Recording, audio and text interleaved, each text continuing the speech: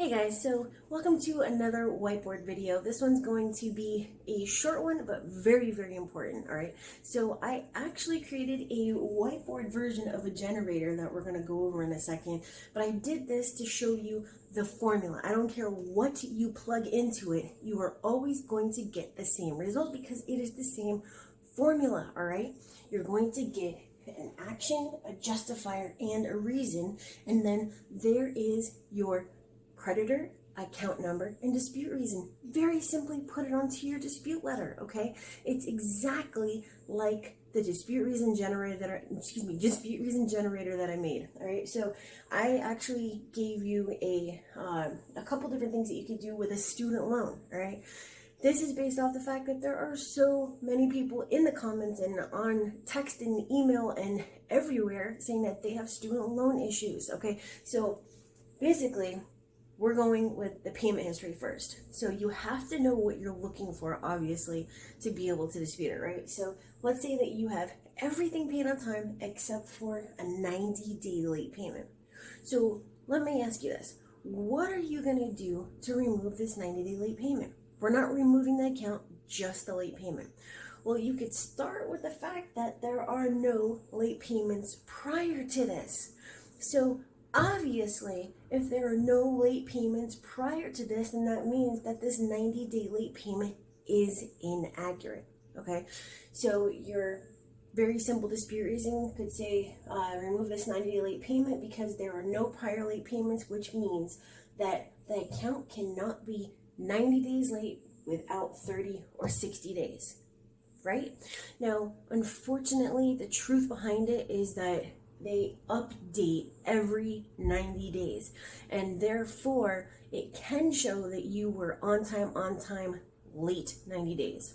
All right, but for credit reporting purposes, it just doesn't work out because it shows that you were paid on time when you in fact were not, if that's a 90-day late payment, right?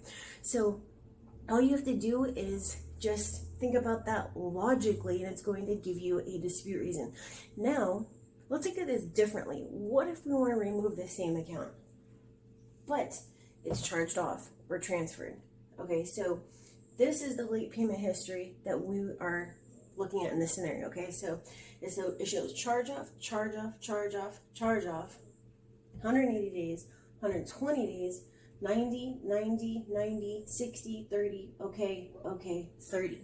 So in this one, we are wanting to remove the account because there's nothing that you could do with a charge off. You can't update it. It's done. It's finito. It's dead, okay? You need to remove this from your credit report. Unless it's like the oldest thing on there, you have no other positive history, and then it's just going to drop your score. But that's for a different day. Okay.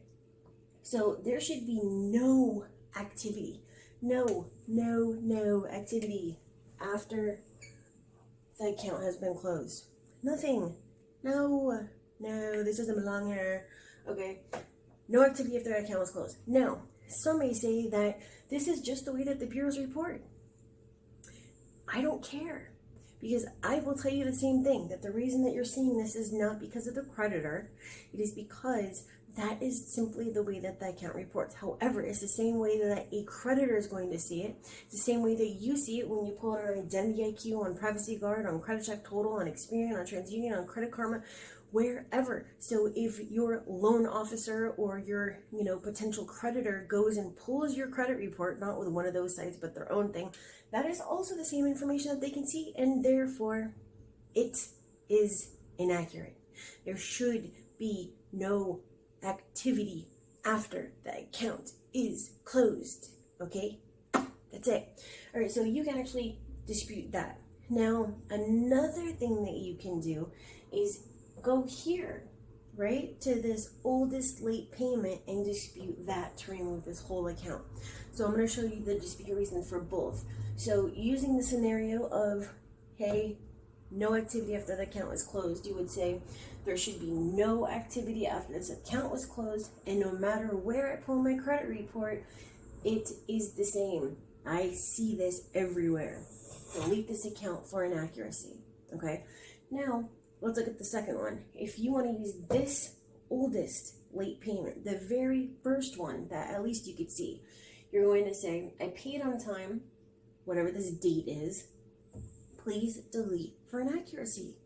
You see how simple this is?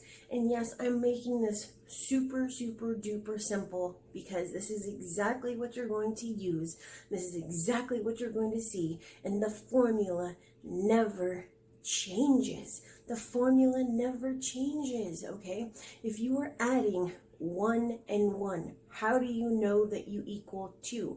If you are adding 2 and 2, how do you know that the result is going to be 4? Because the formula never changes. The same thing with this. This is what I want for you guys to understand, okay? Nobody else is going to give you this information. Nobody else teaches this stuff, okay? But I'm breaking this down so that it can be very easily understood so that you can get the deletions, okay? So now, let's look at my little whiteboard generator over here, okay? Let me just switch sides. All right, so here is my whiteboard generator, and it just tried to autofocus. Okay, now speaking of simple, this is very, very simple. You would not write your disputes like this. I am only doing this so that you can understand, all right? So I'll start up here. So your formula components for every single account, all right? First section is you need to know whether you want to delete or update the account. Do you want it completely removed, or is this or is this just a section of it that you want to be updated? If you don't know this, don't dispute it, because if you don't tell them, they could do the opposite. And even if you do tell them, they still might do the opposite. But you should always be telling them, please update this, or delete it immediately, or remove this late payment. Whatever it is, let them know what you want to do, okay? So, first section, delete or update. Second section, you need to know the components of every single dispute. It needs to have an action, a justifier, and the reason, right? So I broke it down right here. So this is our fake generator. We have an action on every single one.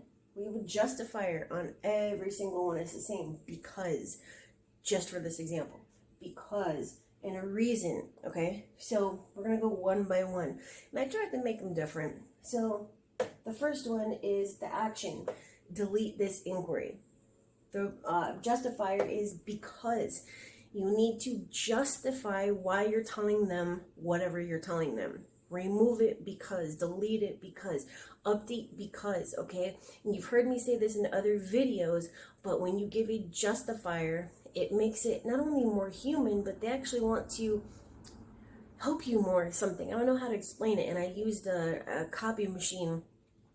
Someone standing in a line at a copy machine, and there's like mad people, and you want to get to the front of the line, right? Because you don't want to be waiting at the end of the line and have to go one by one by one. So you go cut to the front of the line and you tell Fat Bob that you want to cut in front of him. And that's all you say. Hey, I need to make this copy. Let me get in front of you. And he says no. But if you go and you're in a hurry and you say, hey, Bob, look, I never do this, but I really need to get in front of you. It's going to take me 2 seconds. Here's my one paper. My husband, my wife, my significant other, my partner, my children, they're waiting for me outside in the car, and I promised them I'd take him out for ice cream. Now, don't you think that Bob would be more inclined to help you because you gave him a reason other than just, hey, I need to make a copy. Let me get in front of you. You get what I'm saying? It's the same thing when you're fighting with your partner or your spouse, or not even your children, because most of the time you don't have to tell them why. You just say, hey, go do that, right? But you're fighting with your spouse and you're going to tell them why you're pissed off. You really, really frustrate me because you did this, because you did that. I feel this way because. Always justify every single thing on your credit report, because otherwise, who the hell cares? If you don't care, they are not going to care, okay? The amount of energy and time that you invest into your credit is the same, well, theoretically, is the same that they are going to invest into either responding to you or trying to help you or whatever, okay? So if you do nothing, you're going to get nothing in return, all right? So that was my tangent. Back to this. Okay, delete this inquiry because I didn't authorize it. You have action, you have a justifier and a reason. Okay, baby woke up. Just give me 2 seconds. Okay, my apologies. All right, so remove the inquiry because I didn't authorize it. The next one is delete this collection because there's no signed contract. Okay, now you would be beefing out these dispute reasons, but once again, these are examples for you to understand the formula. Okay, next one, this charge off is reported inaccurately and needs to be removed because LPAC, late payments after charge off. All right, remove this bankruptcy because there's 2 filing dates. Remove this judgment because the balance and there's two different plaintiffs. Okay, remove these collections because you failed to legally verify. I mean, the list just goes on and on. Remove this address. So now we're on personal information. Remove this address because I never lived there. Okay, so delete or remove the account because is the justifier, and then the factual reason directly from the credit report. You really can't get any easier than this, any simpler than this for you to get your deletions. Okay, so I hope that by breaking this down, it made it a little bit easier for you guys to, create your factual based dispute reasons, because once again, you are a factual disputer, right? Factual disputer. I even have a shirt that says, I am a factual disputer, just so that people ask me, hey, what is a factual disputer? Anywho, okay, that is it for this. I hope you enjoyed this. Now, just so you know, I do have a mastermind tactics class coming on 5/24. The link is going to be down in the description so that if you want a ticket, you can go.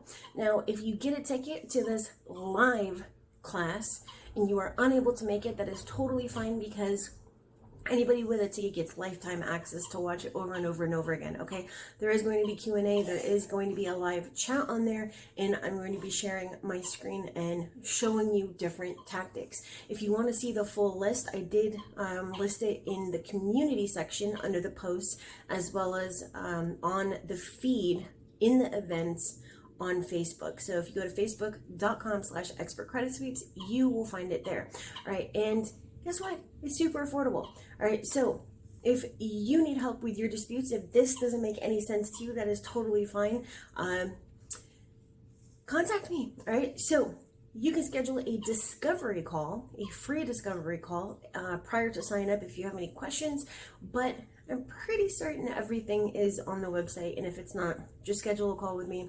If you send me an email, I will try to get to it as soon as possible, and if not, post it down in the comments. All right, so that is it for tonight. My name is Kristen. I am a factual disputer, and I will see you guys later. Have a great one. Bye.